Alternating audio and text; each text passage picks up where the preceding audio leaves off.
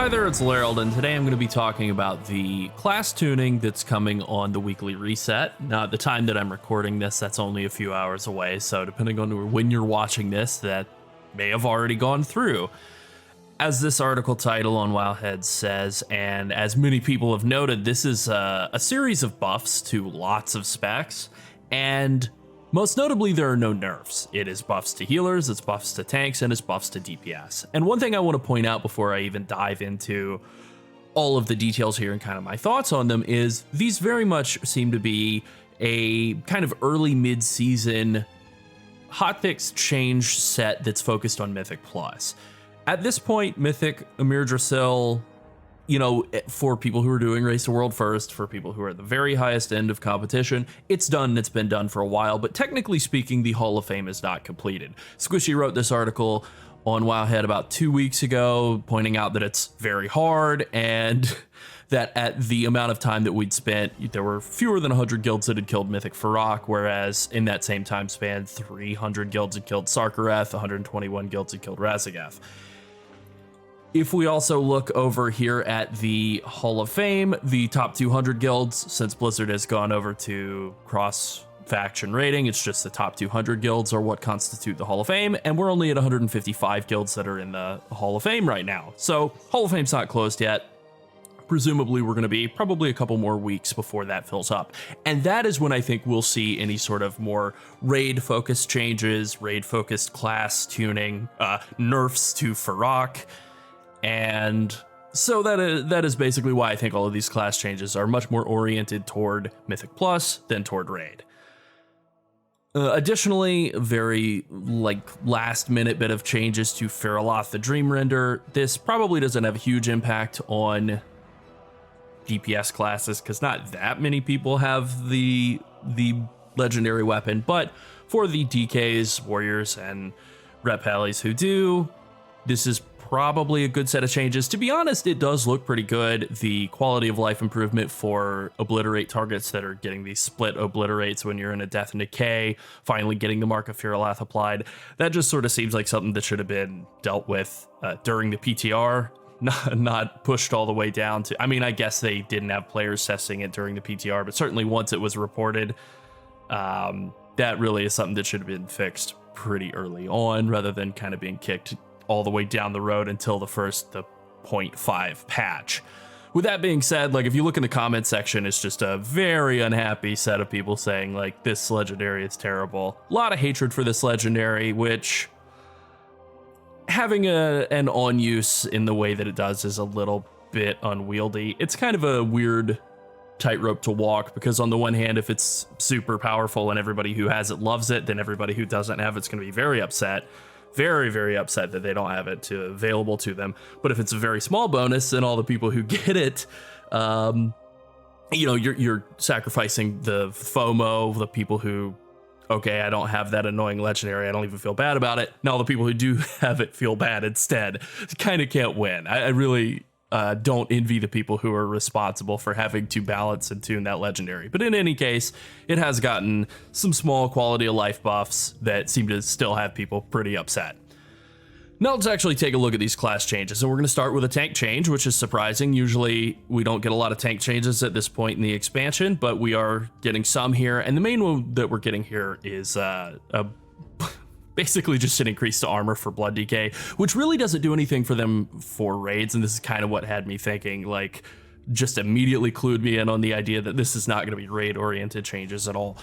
An increase to armor for Blood DK, pretty good for Mythic Plus. One thing I have noticed and kind of starting to do some higher level keys, while relative to my crappy gear on my DK, some higher level keys is, boy, this class really takes a lot of damage. Now, it's not that it has any trouble staying alive. Death Strike kind of takes care of all of that, but it does take a lot more damage than the other tanks. Now, I think an important point here for Blood DK is that the thing that separates them from the rest of the tanks in Raid, it really is the thing that makes them the best tank in Raid and has basically been the case for all of the expansion, is that it doesn't really matter how much physical damage they take in Raid. The physical damage is never tuned to the point where it's going to kill them.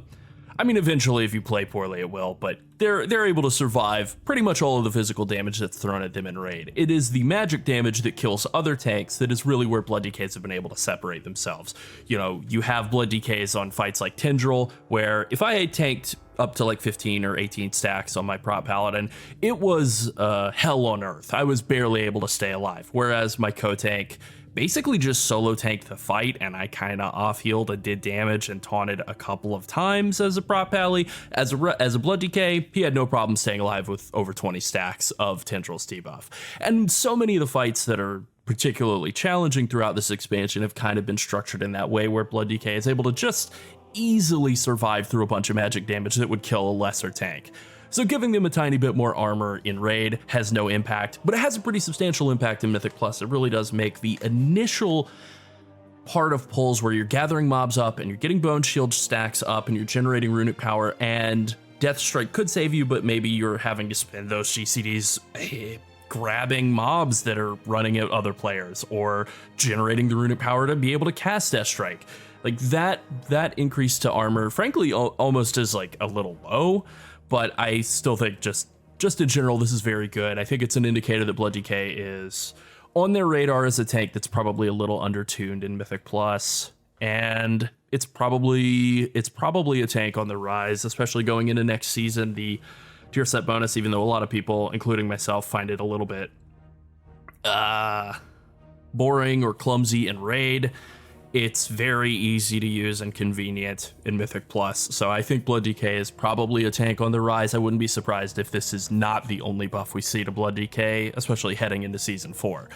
Now, usually I skip over all the DPS, but I actually don't want to do that. I kind of want to look into DPS, and I want to use Archon, the new website from Warcraft Logs. It compiles a lot of information and creates some tier lists out of them. These are somewhat useful. I mean, certainly they're an indicator of kind of the cross-section of DPS, the average mythic score for like a 75th percentile player, and then just the general popularity of the spec. And it's a nice visual representation that gives you a pretty good idea of what's going on with a spec at any given time. Like, you can look at this chart and say, oh, Affliction Warlock, that's probably very bad, right? And then we can come down to this slightly more detailed table, or you can just play with one Affliction lock ever, and you can see, oh, it's the least popular spec in the game, it has the lowest high max level key completed, it has terrible damage, it has a relatively low 75th percentile score. Like, yeah, Affliction Lock is terrible. Okay, that's pretty effective. So with that being said, let's take a look at some of these DPS specs that are getting buffs. Frost and Unholy DK. Let's take a look at popularity. Where's Frost DK? Oh my god, it's at the bottom. Where's Unholy DK? Pretty close, about 2/3 of the way down. Is their damage good? Not really. Ultimately, I think this is something that has made the people who've gotten the legendary on a DK so upset. It's the fact that not only was it bugged for Frost, but it hasn't resulted in them being dominant DPS by any metric. You know, Unholy DK has so many cooldowns, and it is a class that's almost completely dictated by their cooldowns, which doesn't really work all that well in Mythic Plus. And then having another cooldown to add on top of that, that's not great. Frost has just been dealing with the fact that the legendary's been bugged for them, and you know, I feel quite a lot of sympathy for the handful of people who are still willing to play DPS DK, knowing that at the best, let's say they get the legendary, oh, the best possible thing happens, the end result is that they're still gonna kind of suck. Not great. So I think buffing them by 4% is probably not enough, all things considered. But that being said, their group utility is still great. You got grips, you got CC, you got AMZ, you've got personal defensive value. Like, it's a good underlying class that just doesn't have the numbers where they need to be right now. So this is a good start, at least. Feral Druid's getting some pretty significant buffs. And notably, these are not being implied in PvP with the bleeds here, but Rip Rake, Primal Wrath, Feral Frenzy, Lunar Inspiration, and Rampant Ferocity, these are basically all damage over time buffs. We can actually look at a Feral Druid talent tree here.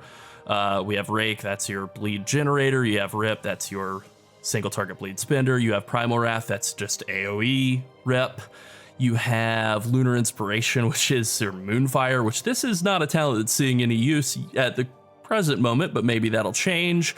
You have rampant ferocity, which makes it so that when you ferocious bite, it what does it do? It deals damage to enemies that are affected by RIP. So you have some sort of interplay here between all of these different buffs where you're basically just seeing like a potential force multiplier for Feral Druid where they might wind up being a pretty competitive DPS spec going forward. I will say from my handful of experiences of playing with Feral Druid, bit of a feast or famine situation. I've played with some that do absolutely just psycho amounts of damage on bosses, and it's a real pleasure to have them around. And then sometimes you play with somebody who's kind of bringing up the bottom of the table, kind of like the 75th percentile Feral Druid here, doing some of the lowest damage on this table here. And I mean, that's kind of represented in their popularity numbers. I would say, generally speaking, I don't run into a lot of Feral Druids in the wild. One of the least represented specs, and one of the specs that I can think of like a handful of number of times that I've played with them. But their group utility is nice to have in Mythic Plus. Dispels, De-Enrage, Typhoon, lots of good stuff in a package that frankly just hasn't done enough damage up to this point. Resto Druid, very basic changes happening to Resto Druid. They're getting all of their mana costs reduced by about 8 to 13%. They need it. They are a healer that has struggled pretty much explicitly with mana. I think the underlying class, pretty good. If you go check out the healer numbers here, they're pretty well represented in terms of healing numbers. They're very well represented in terms of damage numbers and in terms of popularity. It's a good class. It's just absolutely mana choked at all times, and this is a great set of changes for them. I think they're probably, because of they're already quite popular and very unhappy with the current state of affairs, I think this set of changes is probably going to see them go up in popularity somewhat, not substantially, but they might wind up jumping from this very close third to like first or second place, especially once Mythic Ferox Hall of Flame has closed and Mistweaver Monk probably gets some sort of nerf. I think you could see Resto Druid basically coming in and stealing their spot. Then you have Survival Hunter. I haven't played with Survival Hunter this season, which is insane because I like the spec. It's a very fun spec to play. I know it's not great. It's obviously one of the less popular specs, less than 1% of the total player population. That's not great. And it is kind of in that bottom tier of damage output, bottom tier of utility as well. Not great utility out of a Survival Hunter. You get Bloodlust. That's useful. You get Interrupts. But you are bringing another melee to the group when you could just be bringing like a Beast Mastery Hunter who's going to do more damage, be more mobile, probably stay alive better due to not being in melee range and getting cleaved. So I think a 4% bonus damage buff there, just like with DK, it's what we would call Blizzard tuning. Very conservative to the point of fault, realistically. Holy Paladin, it's getting Shield of the Righteous and Consecration damage bonuses by 30%. Great. I understand that their damage is at the bottom of healer damage. Healer damage, not something I've ever thought about in my life, but here we go. Healer DPS meter. Wow, they're substantially behind the rest of the pack. So buffing their two main damaging spells. Well, the two that aren't Judgment. Good, I guess. I don't know. Okay, now let's move on to Rep Pally. And Rep Pally is getting pretty substantial buffs, and there's something very weird going on with Rep Pally and Shadow Priest that I kind of want to build up to here. But notably, Rep Pally is getting buffs in really in two different ways, and having played with quite a lot of Rep Pallies this season, I've noticed that their AoE burst damage, their burst damage in general, when you're playing with a pretty good one, it's amazing. It's incredible. And then their sustained single target damage is laughable, like just joke levels of bad. And the thing that I think is so interesting that's kind of going to be revealed here about Rep Pally is they're insanely popular. Top 2 popularity spec. But if we look at their actual damage, not great. Middle of the pack. If we look at their average Mythic Plus score, again, it's like not terrible. It's upper third, but it's at the bottom of the upper third. And this is something that's true about Shadow Priest as well that I've sort of realized is if we look at Shadow Priest, they're kind of in the mirror opposite here. They're kind of at the bottom of the second third. They're about, low of the middle of the pack in terms of damage and in terms of average rating for a 75th percentile player, but then if you look at their popularity, they're kind of right in the middle of the pack. So these are two specs that are very overrepresented for their performance. Their damage output is not great, but they're very popular. Why? These are the only DPS specs these classes have. The only other class that's in a similar vein is Monk, with Windwalker being the only DPS spec available for it. The difference here is that Windwalker Monk absolutely pipes, and so if anything, it's kind of underrepresented relative to the amount of damage that it deals. It also brings pretty good group utility. And, you know, Ret Pally and Shadow Priest, they're kind of underpowered relative to their popularity because everybody who plays those classes and wants to take a break from doing the stuff that is a DPS, like they want to do some damage for once, they're pigeonholed into that one spec. That's all they got. And as a result, I don't know, they're kind of undertuned relative to the popularity of the spec. So it is kind of nice to see damage buffs for both of those two specs. I'm glad to see no nerfs to Windwalker Monk, considering that they absolutely shred. And the damage buffs that are coming here for Ret are quite substantial. Wake of Ashes, Truce Wake, and Seething Flames are all significant components of their burst AoE damage. Burst damage in general, but burst AoE damage more specifically. Blade of Justice is their main holy power generator along with Judgment, so that's just sustained single target damage bonus. And then Final Verdict is their main single target damage holy power spender. So they're buffing both their sustained single target damage and their burst damage. And that's really good to see. I'll talk a bit about Shadow before I'm moving on to Holy here. Shadow Priest also is kind of in a similar vein to Ret Pally, like I said, kind of comparing them to each other. They're both underrepresented in terms of, or I should say overrepresented in popularity because of only being the one spec available to do damage for that class, but then underperforming relative to their popularity. And the difference there for Shadow Priest is quite pronounced. So they're getting buffs to Mind Blast, single target damage, Devouring Plague, both single target and AoE, Shadowy Apparition, kind of more AoE damage, and then Psychic Link, very specifically AoE. So they're getting just sort of a generic damage buff across the board, which is very much warranted. Holy Priest and Resto Shaman are both getting pretty significant healing and damage bonuses. Resto Shaman in particular, getting just 20% damage to most of their main damage sources here. Not Chain Lightning, but Lava Burst, Flame Shock, and Lightning Bolt, all getting 20% damage to bonuses. That's quite substantial. Holy Priest getting 30% more smite damage, 15% more Shadow Word Pain damage, 30% more Chastise damage. Pretty good. 25% more healing on Holy Word Sanctify, on heal, and then 15% more on flash heal, all pretty good. And if we look at their relative popularity in Mythic Plus, I think that really kind of all lines up with about what these numbers show us. Their damage compared to Disc, Mistweaver, and Resto is quite a bit behind. Their healing relative to those three leading specs is a little behind. It's not massively behind, but it definitely could use some improvement. And those two are kind of interconnected with each other.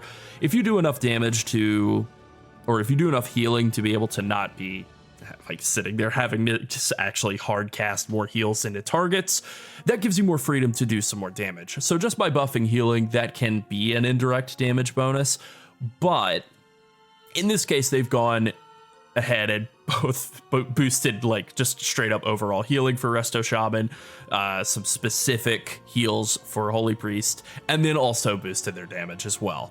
So this is really just kind of a buff on both fronts, and I think it's very warranted because these two healers are kind of coming in as second-class citizens. Now, when it comes to real second-class citizens, Preservation Evoker is getting absolutely no acknowledgement at all. We can look here, see Evoker's not listed at all. No nerfs to Aug, which, okay, fine, but no buffs to Devastation Evoker, which is tragic.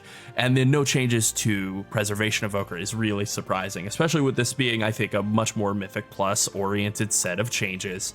It's really, really shocking to see Preservation Evoker not get changed at all. Now, their damage is quite competitive, as we can see, And their healing isn't necessarily awful, but there is an underlying issue with Preservation Evoker that I think really can't be fixed in a hotfix like this. And that is the fact that all of their healing, most of their healing, the important aspects of their healing, are frontal cones or frontal lines. You need to be behind the group and blasting everybody in front of you with heals as a Preservation Evoker. Now that can work in the raid, people kind of stack up for mechanics, groups are a little bit more organized, but in Mythic Plus, it's pretty hard to heal a group if you're having to constantly stand behind people. People tend to spread out, people tend to just kind of walk around, not really be thinking about the idea that, like, if I'm not in front of the Preservation Evoker, I won't get heals. And that is a huge issue. And we can see that completely represented here in the popularity. Like, if we look at this, Holy Priest, Holy Paladin, they're representing a little over 9% of all healers in groups. That's not great, but it's really not that bad of a disparity. I mean, the healer disparity is way better than the tank disparity. It's better than the DPS disparity as well. Healing, I would say, excluding Preservation Evoker, healing is relatively balanced. But then you include Preservation Evoker, and you look at the 6th place healer, it's 9% of all groups. You look at the 7th place healer, it's 3%. That's brutal. And so I think that Blizzard probably should have thrown him a bone, some sort of healing or damage or both. The problem is that doesn't really fix the problem. They would really need to throw a full-scale rework, redesign into the class, and that's not something they could do in a hotfix. And if they just buff the underlying numbers, then they would have to kind of nerf them again when they rework the class, and then people would be upset about that. So I think I guess going with the approach that they're going of just ignoring the problem and saying everything's fine is, well, it's an approach, and it's the one that they're taking. All right, now let's look at Arms Warrior. They're in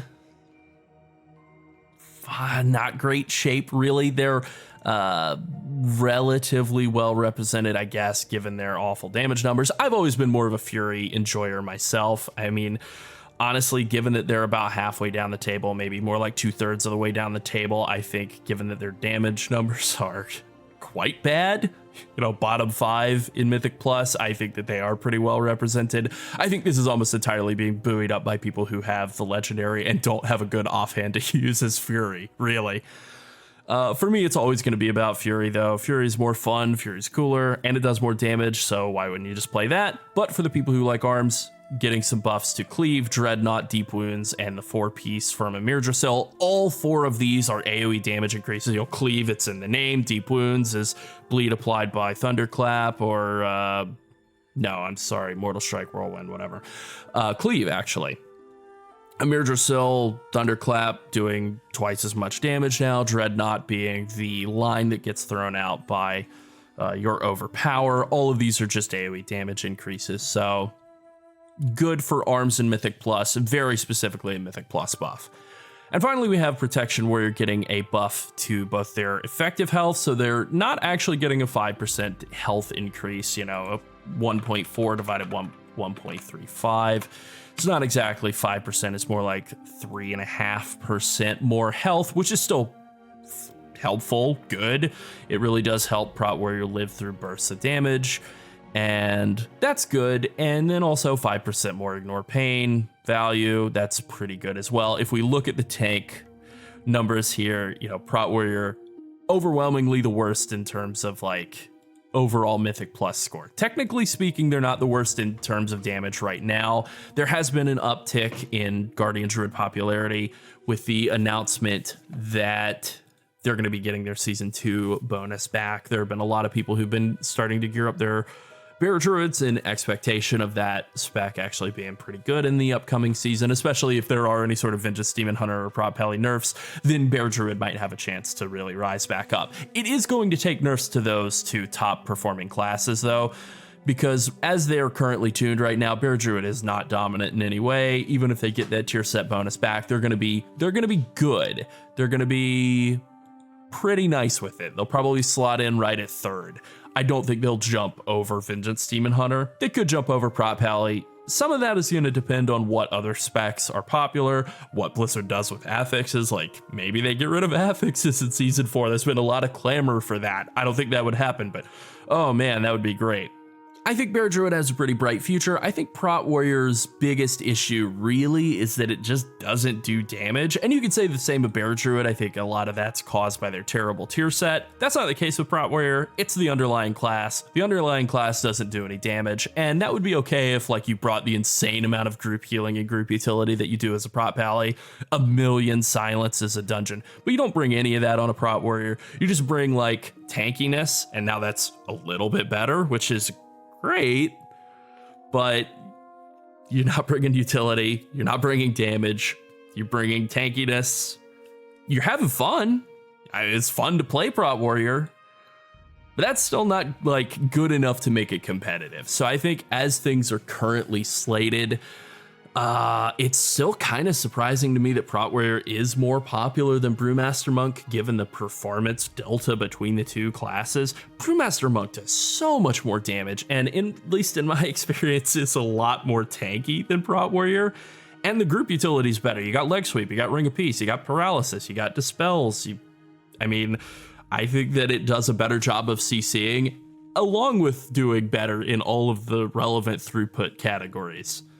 So, with that being said, that's where we're at for class changes. I think the main movers and shakers here really are Blood DK getting a nice bump. I think they're going to be sitting in a pretty nice spot as third place for the rest of this season, looking pretty good going into season 4.